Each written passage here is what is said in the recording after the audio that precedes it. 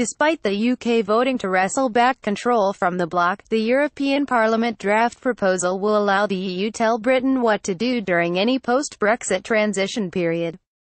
Theresa May set out a transition period of 2 years following Brexit in her Florence speech, in which she laid out her red lines for Brexit.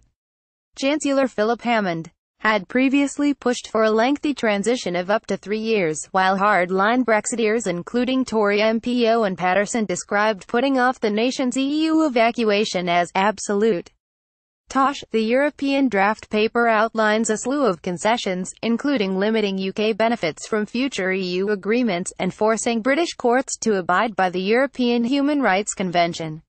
The draft was reportedly based on the agreement struck between Theresa May and the bloc on Monday. It also notes the UK has accepted EU citizens will be able to export all exportable benefits as part of EU legislation after the nation leaves the EU, and on the rights of citizens to live in the UK. It allows automatic rights to poor family members and persons in a durable relationship currently residing outside Britain, as well as children born in the future and outside Britain, which is currently not an automatic right.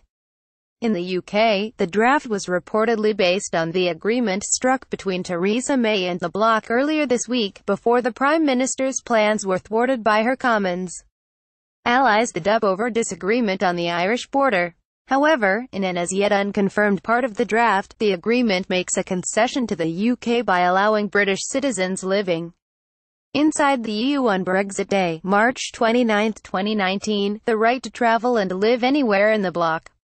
Monday, December 4, 2017, Theresa May is welcomed by European Commission President Jean-Claude Juncker at the EC headquarters in Brussels. It comes as Brussels tells Mrs. May she has until midnight on Sunday to come up with a workable deal. A spokeswoman for the Department for Exiting the EU said they do not comment on leaked documents.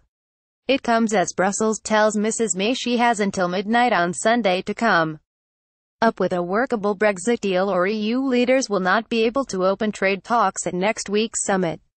The EU Commission insisted briefings by a senior official that Jean-Claude Juncker is prepared to extend the fraught negotiating process into next week are not correct. Addressing journalists at the bloc's Parlement, a spokesman insisted that progress must be made this week in this building, or there will not be enough time to seal a deal. Bureaucrats are sympathetic to the PM's plight, and have said that Mr. Juncker wants to do whatever he can to help her and her government survive a make-or-break few days. The European Parliament drafted the proposal ahead of next week's summit yesterday. An EU official told reporters that the Commission chief is prepared to drop any of his plans, including those for early next week, in order to meet Mrs. May and seal a deal. They said it's a highly difficult situation for Theresa May and Juncker wants to help her. It's important that he supports her in everything he does, but today the Commission's top spokesman contradicted that report, telling a briefing in Brussels, "We here in the Commission are still in discussions with London and all the EU 27, notably with Dublin. So far no white smoke. We stand ready to receive Prime Minister May at any moment in time when they are ready. This will have to happen this week, in this building. We work for a week. 247 and our week includes Sunday." The stories that were in This Morning on the alleged prolongation of the deadline into next week are not correct.